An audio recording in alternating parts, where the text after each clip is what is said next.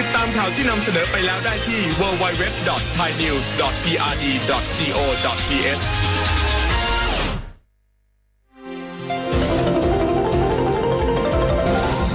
วิทยุแห่งประเทศไทยให้ความรู้คู่ความสุข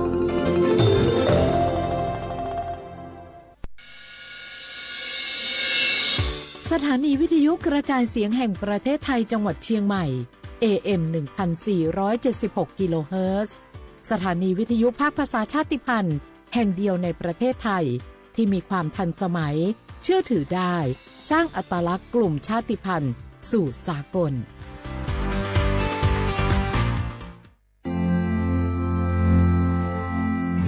รากฐานสังคมไทยตั้งแต่อดีตจนถึงปัจจุบันเคารพเทิดทูนสถาบันพระมหากษัตริย์เป็นศูนย์รวมจิตใจที่เหนียวแน่นของคนไทย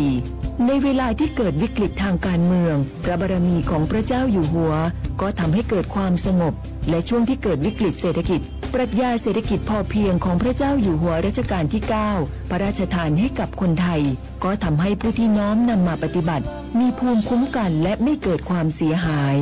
พระปฐมบรมราชโองการของพระเจ้าอยู่หัวรัชกาลที่ 10เราจะสืบสานรักษาและต่อยอดและครองแผ่นดินโดยธรรมเพื่อประโยชน์สุขแห่งอาณาราษฎรตลอดไปพระมหากษัตริย์ไทยทุกพระองค์ทรงห่วงใยราชเสมอสถาบันพระมหากษัตริย์ไทยศูนย์รวมใจไทยทั้งชาติ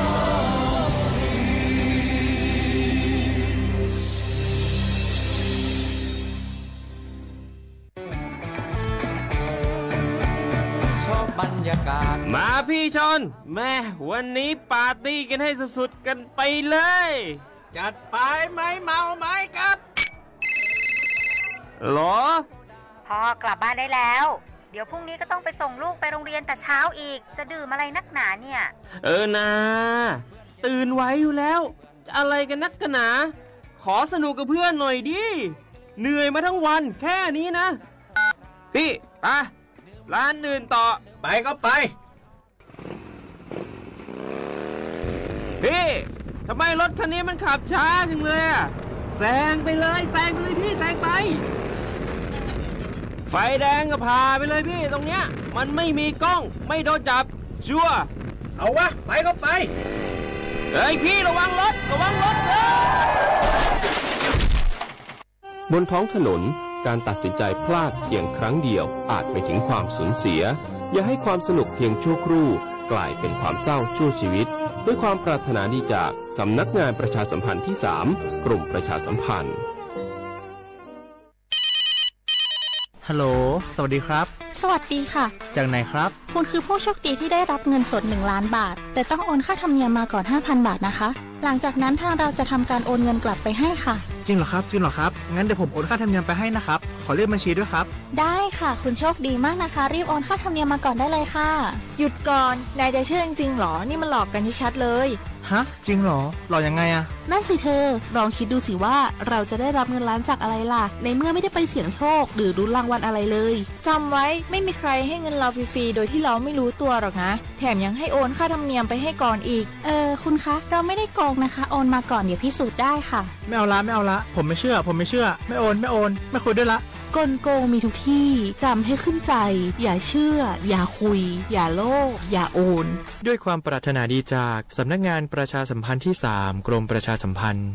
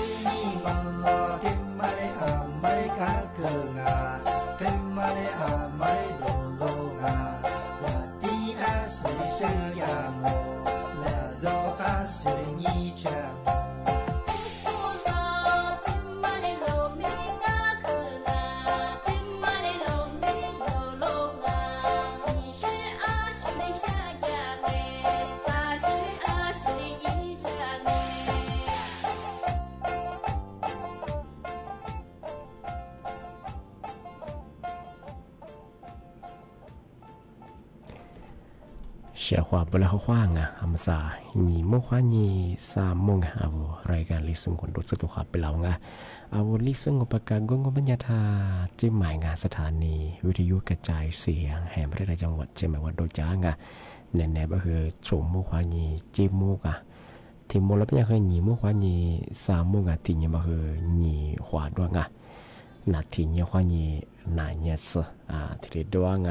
อาวุธวิทยุว่าเมื่อจะว่าคือว่ายี่ระบบยา AM ไงยี่ความถี่ก็คือที่ตัวลิฮาชีจะโชว์ขึ้นกว่าตัวจะที่ทาวระบบไลฟ์สดก็คือไง Facebook เผยไปสวทเชียงใหม่ไง AM 1476กิโลไงยี่เบอร์โทรศัพท์ก็คือ053ไง276 0075นี่ไม่ถึงยังโง่ไม่ยังเอาลิซูบางเป็นยังคือโชว์หาสสารนี่ไม่ถึงยังก็คือหลุดยังยี่โคยี่ตัวหัวยายี่จังหวะยี่คนยี่ตัวหัวยายี่จังหวะพวกอันนี้เป็นยังหัวไทยบางเป็นยังคือ4 นี่ถึงยังบ้างนี่ไม่ถึงยังบ้างคือนัดที่ยังวันจันทร์ที่7เดือนกรกฎาคมพศก็คือ2568ที่ผมมางงามนี่ไม่ถึงมาล้อกันเอาเชื่อว่าคือถึงมาปีมาซึ่งจริงเชื่อมาโง่ไม่อยากคือการทำขยะสำนักงานกรมอุตุนิยมวิทยาถึงมือถ้าบอกว่ากุญยิสุแต่ยิสุโดยภาคเหนือคือที่แจ้งเตือนฝรั่ง ยาไม่อยากคืออามาสาวผ้าเหนือไงเอาผ้าเหนือไม่อยากคือเมื่อหาเลี้ยมาขยะฉีดไปเซ็นสัญญาเลี้ยไปเลยไงของพื้นที่ไงอาทิตย์บ่คือที่ก็เลยต้องงอไม่อยากเมื่อหาคือเลี้ยงไม่อยากคือเอาพื้นที่มีความเสี่ยงจากสุบ่คือบางขยะแต่ฝาละจามโมบ่เลยไงเธอยาบริเวณยาแบบอย่างเธอจังหวัดแม่ฮ่องสอนที่กลางอาทิตย์ยังเชียงใหม่ไงอาทิตย์ยังเชียงรายจังหวัดลำปางไงนี่จังหวัดพะเยาไงอาทิตย์ยังจังหวัดน่านไงอาทิตย์ยังจังหวัดแพร่อาทิตย์ยังจังหวัดตากเจพิษณุโลกไงอาทิตย์ยังจังหวัดพิจิตรไงจังหวัดแบบก็เรามาเคยทำอย่างยาบ้าพื้นที่ว่าเมืองหาขึ้นเรียกมังงะที่ยากรุงตุนิยงเจ้าคนละมังงะประมาณ 70% ไม่ใช่ไงที่เป็นอย่างยาบ้ามาเคยเรียกว่าโยบาจัสุงะที่ว่าในเพียบบาจัสุแบบปีข้าเมืองหาคือพอเรียกก็คือเนี่ยนอกจากเจ้าวันนี้เมืองหาซาซึมังงะเรียลามาก็คืออาจจะเยอะมาดูงอที่นี่กว่ารับประชีกว่าอย่ามาดูงอดินสไลด์มาคือที่เล็กเกรน่าบุงามาคือจำโมงาช่องงานที่เราว่าจีห้าจะสุบคือทากุลาโดยอำเภอพญาเมลายดูงอเชนใส่ทุกคนเนี่ยที่ยังจำโมงาปีความเมืองฮักก็ผลิตว่าจีห้าภาษาที่พวกคือเมืองฮักนี่สัญญาตอนเมื่อผลิตว่าคืออาจจะเยอะมาคือขึ้นอย่างไงช่องงานที่ว่าคือเราพันหนึ่งจะสุบไงถึงว่าแบบก็มาอะไรลีงัวจังหวัดสังเกตมาขยันแต่ฝาลาจะมาไปช่องงานปีข้อนู้นมันแล้วก็เยอะไงเอางานเบี้ยคือไงเอาไว้ข้อมูลได้กับกูยิงกับเช่นกันว่าถึงใกล้จะมาเมื่อหาแล้วฮอตซิลินลีบังอันนี้คือจากกูถึงกันตัวคือเมื่อหาลีเซเลเบอร์กูจุยากว่าอาจจะได้ขวากูเรามาไงมากูจุมาคือเชี่ยมาคือจูงอาจจะมีอะไรบางอย่างอาจจะเจ็บมาคือรับประจิมาคือสู้อย่างนี้มาคือกูจุเชี่ยมาคือตัวเชิงไงเพราะว่าโลยูสูโลชิสุมาคือหยาที่หยาจะบอกช่วงไงเอาโอเคเมื่อหาลีจะหากโดมันยาคืออัตยาเรามาระวังยังไงเอาโลชิสุคือทำมาที่ดีเจนตื่นช่างที่นี่ที่ถึงมาโง่ไม่ยังถึงมาคือยาสาธารณสุขไงจังหวัดเชียงใหม่คือแจ้งเตือนเหรอย่าว่าคือ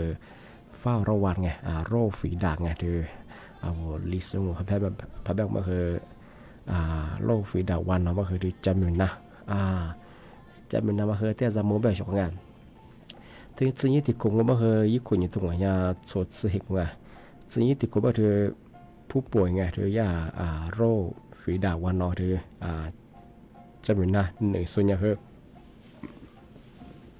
นี่จะชัวร์จุดไงที่นี่คือมาสาธิตผู้ป่วยไงว่า20,000ส่วนใหญ่คือลาลีวะจุดไงที่มาคือทยาสาธารณสุขจังหวัดเชียงใหม่ที่ได้ประกาศแจ้งเตือนผู้ล้างบางขยะเมียนยี่บ้าเธอจำเป็นนะทำมาเหนือว่าเคยยิ่งคนยังเคยลานี่จะที่โคข้อนี้ลี兹是国字，明明年的听莫不行个，你这地方呢，你这地方呢，ลี兹是国字个，这不是我咱们没有这个我ว่าละโชมาสู้สุดละงมาสู้สุดเลยที่ว่าตันต้าความว่ามีเพศสัมพันธ์ยังมาคือยังคือที่ยังเรามาระวังยี่ไปเชิงมาสับคือจริงไหมบ่คือไงเธอผู้ป่วยโรคฝีดาษไงโดยจำเป็นด้านหนึ่งสุดก็คือล่าสุดยังคือเราลีวัดสักทีในเราบ้างไงที่ยังคือคนเราบ่คือยังจะชั่วงอมาคือที่ติดกวดใส่ไงที่ติดกวดก็คือที่ห้าข้อนี้มาสาบก็คือสี่จะสังเกตที่มาชิมาคือเราโซที่จำเป็นอันหนึ่งสุดก็คือนี่จะชั่วงอก็คือมาใส่พันหนึ่งสุดก็คือลีวัดสุดไงบางอย่างที่แจ้งเตือนพลังก็คือว่าจากว่าจะเหมือนไงตันเต้าเขามาคือยังคือไอ้ดอกเขาจะมาเขาข้อนี้จะมาคือตัวเชียงไงก็คือมาแต่ป้องกันยังไงเอาว่าใส่ถุงยางอนามัยก็ไม่เคยงอป้องกันไม่เคยนาไม่เคยที่ว่าเสื้อมันยังขึ้นอย่างคือป้องกันน่าจะไงเป็นข้อโน้มาป้องกันไม่เคยงอว่าเอาชีเยี่ยวตันเต้าคือมันจะนาเสื้อของมันตรงว่าจะว่ายี่จิตแถมมางอจะเดินจมมาเคยเกินน่าจะไงบางอย่างคือแจ้งเตือนฝรั่งเอามาสับโนโรที่โรฝีดาษวันนอมมังงะหรือไงเธอจะเป็นอะไรมังงะหรือมังงะเธอเอามาสับคือโรเชื้อ HIV ไงโรเอ็นคือคืออย่างมาสาธิตก็บ่คือว่าแซวมาซึ่งเอาถ้าอย่างเนื้อสุญญาไปเพิ่มสังอันบ่คือยามอย่างนี้บ่เท่ายุคคู่บ่คือสึกคู่ข้อนี้คือซาซึ่งเนื้อเมียสุบ่งอที่ยาเชื้อให้สิเป็นเนื้อสุญญาอันบ่คือชอบงาบ่ที่มาสาจะกว่าจะมาบ่คือไงเอามาสาจะไว้รู้บ่คือ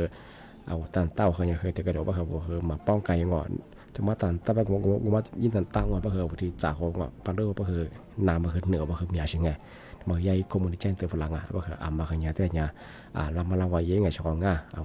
ป้าชีก็คือเนี่ยเอาป้องไก่จะไปเฉียงกันแล้วก็ยังเจนเตอร์ฝรั่งตื่นถึงบางงมันยันมาคือสำนักงานตำรวจไงCIB ไงตำรวจไซเบอร์เขาอยากแจ้งเตือนฝรั่งมาไซเบอร์กลุ่มมิชาชีไงกลุ่มมิชาชีหลักสมัครคำสุขมาสมัยยากว่าซ้ำเฟซบุ๊กเพจไงชาวตัวนี้ว่าว่าใบขับขี่ไงโลชิทัวนิวใช่ป่ะคือมีอะไรยิงสอนละว่าไม่รับติดต่อแล้วเป็นไงย่าพี่ชาไปเฉียงลามาชีไปเฉียงไงนูฟูบอกโอ้ยังคือเสนอนูนี่มีโอ้ไปคือซ้ำคือย่าส่งผลแล้วเป็นไงมาย่าอีเขาว่าโซแชร์ยังมาคือตัวเฉียงไงย่ากับกูนี่บ่เคยมาเคยยายที่ย่าสำนักงานของสุขนี่มางานโรงงานมาเคยข้อมูลยุบปองปีว่าว่าชว่ามากว่าฟิบว่าแบ่งติดต่อไปปัจจุบันบ่เคยที่ย่าใบขี่ว่าฟิบข้อนี้ชาตัวมาชามาขยะจามงมาสักคือกลุ่มวิชาชีพลักษณะมาคาโซก็จะสุดยอดนะไงว่าย่าฟิบปองชานี่มาใบขี่ชาบ่เคยมีติดต่อเวลาไงโนปีข้อนนมาสัติดต่อไปคืองอไม่เกิน5 โมงเรางอมุ่งไปไปคือโนว่าเป็นยังไงมาคือตัวเองปีข้อนนเขาบอกโอ้แบบอาจจะแบบนนนั่นยังไปคือถ้าที่จุ่มมันก็เป็นไงเวลาเวลาจำงอสุดท้ายแบบทีแรกติดต่อมึงไงยันนั่นคือเฟซบุ๊กคือบอกอยู่ไงแต่มาคือจงไงคือที่ยากกับกุญยังคือมาสัตว์สุกัดเชี่ยมาคือตัวเองไงไปคืออะไรมาข่าวยุบปอว่าคือไงสุดท้ายแช่มาแต่ยี่สิบงานมาคืออาจารย์ตะกรัวมาสบายคือผมแบกเขียนกันเลยชีสุดว่าคือมาสบายยิ่งติดต่อเยอะยิ่งข้อมูลเกิดเขาบอกโอ้แบบสุดท้ายแบบขี่ขึ้นมาสุฝรั่งแต่มาคือจวงมาคือมาสบายคือหลักสมคาสุบคือฟิบุยปอชาเนี่ยคือที่เด็กขึ้นจามาคือมีงะยาคือสำนักงานตำรวจที่ยาตันหนูคือที่เด็กแจ้งเตือนฝรั่งมาคือจามงานปีข้อนุ่มใบคิดมาลูกคือชิทุนแบงรถมาชิทุนก็คือจอยาสำนักงานของส่วนนี้เคยดีนกดุนยี่ทีติดต่อยไปที่ยี่สอดว่าเชียงไงกว่านูระบบออนไลน์เขายี่เยี่ยมมาขยันคือก็จำเป็นมีเชียงไงมาขยันตัดยุติไปเชียงไงมาขยันคือที่แจ้งเตือนฝรั่งมาขยันแต่จำเหมือนช่วงที่ไปจังไงมาสั่นนั่นคือเอา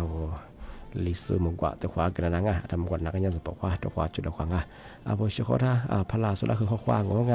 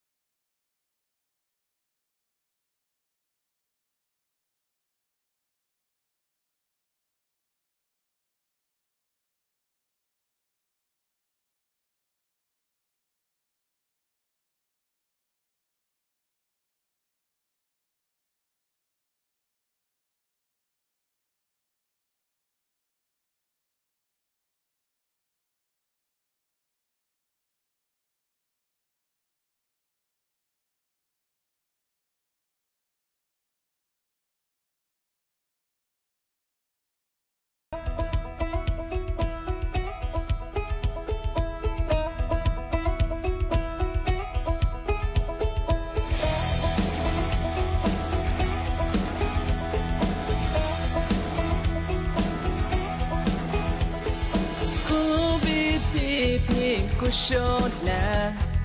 哈比蒂路哈说了，做里索特，可是比了，可是比了很遗忘，否则是则可以呢，否则的啊，可是的了。不听你那话表情，苗花子被阿爸母遗忘，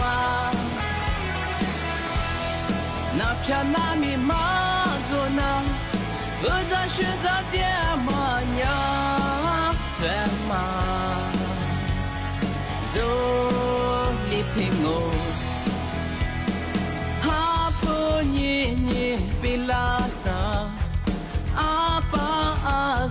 爸妈来自这个是花上我，日日娘娘马吉吉，不说莫说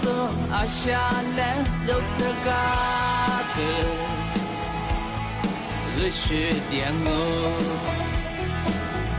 阿非提里吉弗拉。都做马走里平凉，你说错了咋他下头，你皮提妈妈皮那么阿下个面啊，走吧是呢。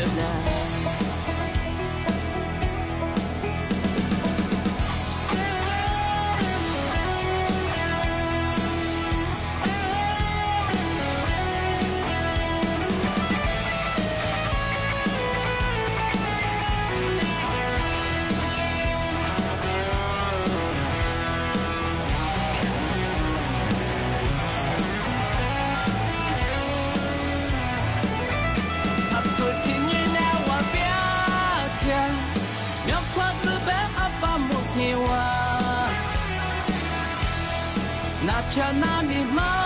做那，我在选择点嘛呀，偏嘛，做里平我，哈不你比拉那，阿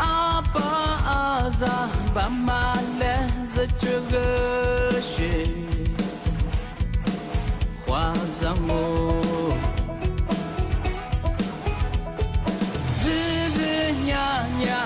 吉吉，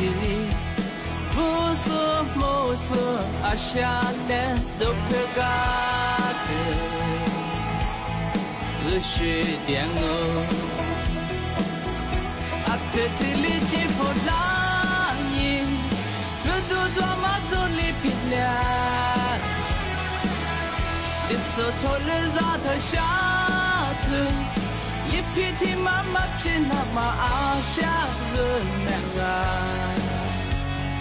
走吧是呢。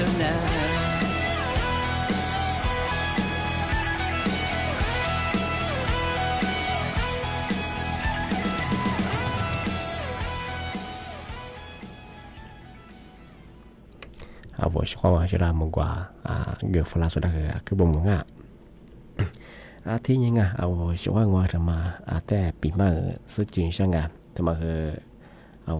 อามาลดมาจุดสูงหิกว่าจะแนวอย่างแบบแต่นั่นแหละไงทำมานี่แหน่แบบ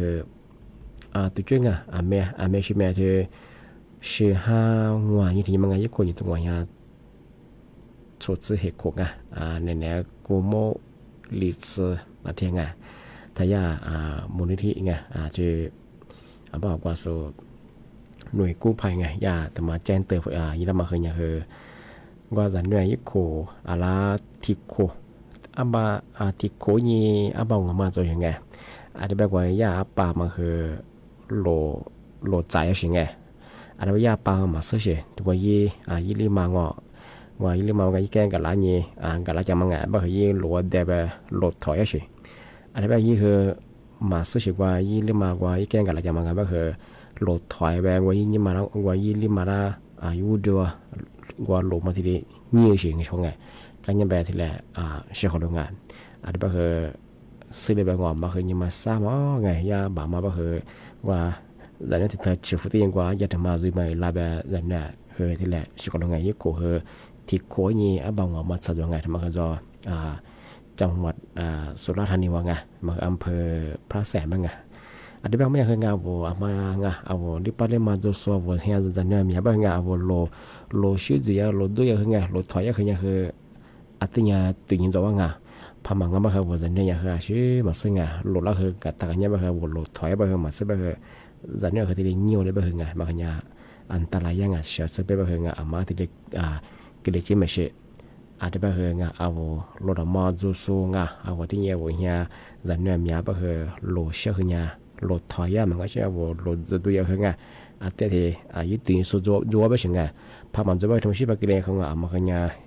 นี่มาปรับเปลี่ยนไงมันก็เนี่ยมาสร้างช่องง่ายทำไมคืออาจจะเนี่ยจำมองช่องง่ายทำไมทำไมได้ปีมาใช่ที่ถึงมางูไม่เนี่ยทำไมคือว่าจังหวัดสุโขทัยไงอำเภอศรีนาลัยบ้างไงว่าคือหมู่ที่9หรือไงบ้านคุดเหนือบ้างไงทำไมยาขอทั่วคือผู้บ่าวคว้ายังไงเธอหมวกกันน็อกไงน้องโหเธอย่ารูปบ้านยังไงแต่มาเลยเจ๋ยังไงปกติยาคือที่หิมะคือหมวกกันน็อกที่มาตัวชิบะยาคือที่มาตัวยังไงบ้างคือยาผู้ใหญ่บ้านมาคือยาขอทั่วคือไงผู้บ่าวคว้ายังที่หมวกกันน็อกวัวยังที่ยาจะสุดาที่เลยเจ๋เยอะหรือไงยาขอทั่วมางานสิพูดถึงบ้างคือปีหัวยายังไงปีคว้าบัวมาหมวกกันน็อกพมันจะบ้างคือไงมาใส่ที่ยาถ้ากลุ่มหมายถึงว่าตัวไงจะรอจังไงมา然后他们会不会你都把过去你都扩大些爱ที่ว่ายี่สิบสิบ个你都不会理都把我ที่不会没啥不会爱ที่ยาขอโทษ不会爱ยาที่不好ชาวบ้านเราส่วนที่เป็นหัวยังเป็นหัวผู้บ่าวคว้านี่คือหมกก็นั่นน้องหัวรัดที่มาสู้วิ่งที่ใจเยอะหรือไงทำไมยี่ข่าวทำไมที่แบบชาวงานมามาหมกก็นั่นผมจะบอกไงมีความงานหมกก็นั่นบอกยี่ผิดบอกที่มาว่าสร้างเฮียลี่เฮียธรรมดาอย่างว่าหัวหน้าบังเกิดไงแต่ก็ยังมาคุยชาวงานบ้านนึงพับหมกหัวบอกจะเป็นนั่นกัดสกัดมีเยอะปัจจัยเยอะบอกสุดท้ายนู้พักกลัวหมกก็นั่นพับหมกหัวเราบอกยี่ตัวบ่าวเป็นข้อนู้ว่ายี่จะสู้มาพอมาคนละบ้างไงลีตุบะที่โคตรสิ่งไงที่แบบมันยังชอบของงานมาคือผู้บ่าวไงแต่คุยจากไงที่ว่านี่สัญญาบางงานจะโน้ตคุยจากบ้านมาว่าเบอร์โน้มาโค้งอ่อนด้วยปัจจุบันมีการจะเยอะจ้าจะคุยกับสุตันพักกุยบ้างไงยิ่งด่าเปย์เดี๋ยวเปิดนี่ตัวลีตุเสือกัวสิ่งไงนูก็บอกคนธรรมะว่ามาเคยงอหนีเฮียสายเฮียมาเคยธรรมดาเราโหน่าเฉยไงอีธรรมะเคยไม่ความวุ่นโหงเอาว่าคือเราไปไงพอมาบ้านนูอาจจะไปสุดแต่ไปเคยงอหนีตัวสุดไปเคยมีอะไรอย่างธรรมะเคยถึงมาแจ้งเตือนช่างที่ไปเคยมาเคยเอาว่าคือเราไปเคยทำไม่ดีอันนี้เขายิ่งบอกเราก็ได้นอนที่น้องหัวมังงอหมกคนนั้นไปเคยนัวคือเราไปติดชอลหัวเองพอหมกหัวได้ไปเคยอาจจะไปเคยด่าเบสปะยอดไงโคตรไงหนีตัวบางอปีข้อยัวพอมาคนละบางรีตัวบาเจชงไงมาขยาแต่มาเจนเตอร์ช่องง่าแต่มาขยาจะจังหวัดสุโขทัยไงบ้านหมู่ที่6บ้านหมู่ที่9ไงมาคือบ้านจะมีคือบ้านคุ้นเหนือบ้านไงมาย่าขอทัวผู้บ่าวควานยังคือย่าชาวบ้านละเงาะถือย่าจะสุดๆคือมาคนที่ติดใจบ้านไงมาคือเป็นหัวไม่ใช่ไงอาจจะย่ารูปบ้านเธออิสุโมตุยาพอมันจะแบบสุกป่ายก็คือชื่อจ่าเป็นยังไงแต่มาคือถึงมาที่ปีมาเช่าชาวร่างงานที่บ้านก็ไม่ยังไงนี่เป็นนับปีมาคือที่แหลมโจชกงานก็คือมาคือจำมงจังหวัดนับแบบชื่องานทยาจังหวัดเชียงใหม่ก็คือสถานสุขไม่เป็นชื่องานมาใส่ก็คือโรคฝีดาษวานนองก็คือจำเป็นอันหนึ่งสุดก็คือมาใส่ล่าสุดไม่เคยรีวะที่เรียนโจชิงไงอันนี้ก็แล้วก็เคยหนีสุดสว่างไงมาคือสิ่งที่ติดกอลงไงคือที่หาคนยี่ชื่อหาสมังอ่ะก็คือเธอมาไงตันเต้าคือไงมาป้องกันยี่ใบชกไงเราโชว์มาสู้ใบคือไงอันนี้ก็คือที่ตันเต้าก็คือนานมาคือสิ่งเราขอชิงไงแล้วก็มากดเดี๋ยวมากว่าชีดูแลสุขภาพเยอะชักงาอันที่เป็นไงสั้นแน่ไงสมมติว่านี่จิ้มวัวของมันหลักของงานก็คือนี่ไม่ถึงหลักคือไงลิซุงประกาศกุวัฒน์จิ้มไงสถานีวิทยุไงกระจายเสียงแห่งประเทศไทยจังหวัดเชียงใหม่ไงนี่เมื่อวานนี้สามมัวดูอย่างไรก็คือนั่นรับปีมาที่เราจงเฉพาะวิทยุเขายังนาจะสวยงามทางไลฟ์สดตีสุดก็คือบ่มองงานที่ก็คือทัศน์ซาเดี๋ยวเราเที่ยวงานที่ก็คือสั้นแน่ไงสมมติว่านี่จิ้มวัวไงตัวความมูลค่างาเฉพาะผู้ได้คือ คือบมองข้อว่าสวัสดีครับ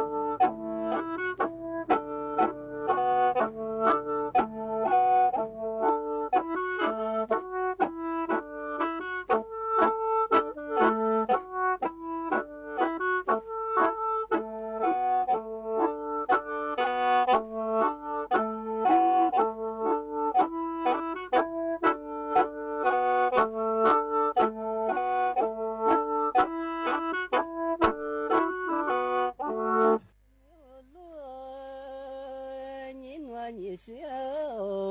样昨白马娘爹爹下脚一天面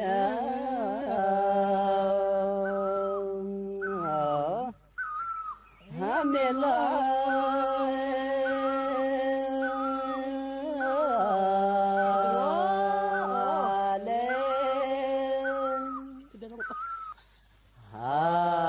你这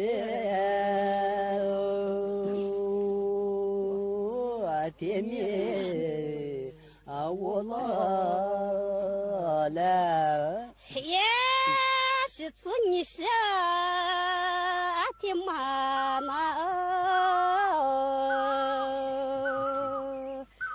咋的咋看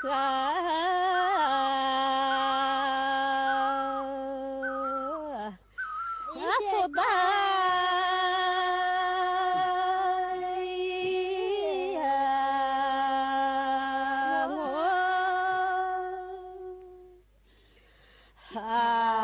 咋的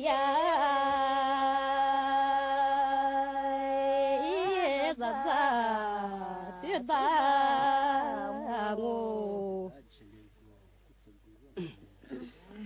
一天是也阿弥你小子就这个天天是子一就这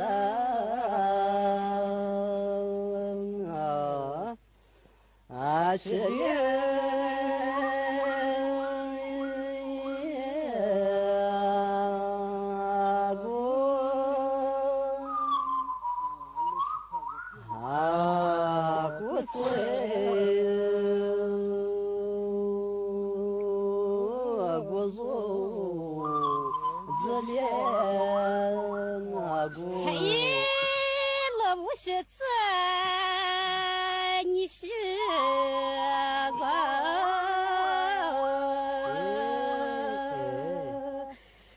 你是的，你是啥一座标？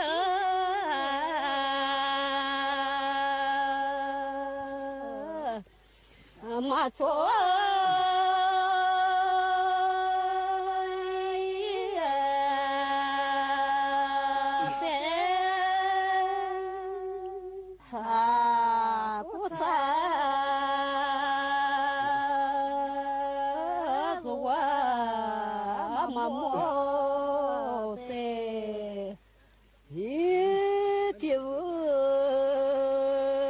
别马达几件一小子马俺那你是马莫一撒家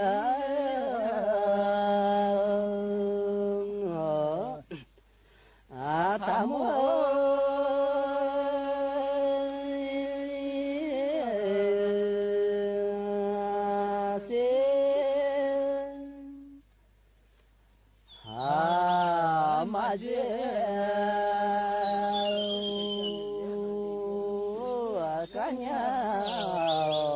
他这是看不嘛做，你努你是啥？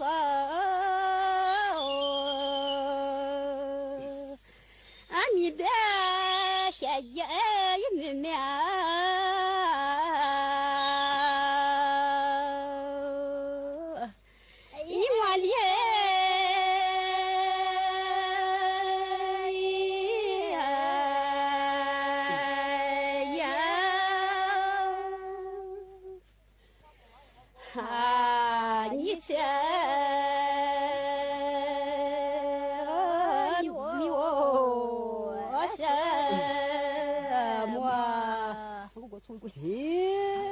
รู้จริงเกาะติดทุกสถานการณ์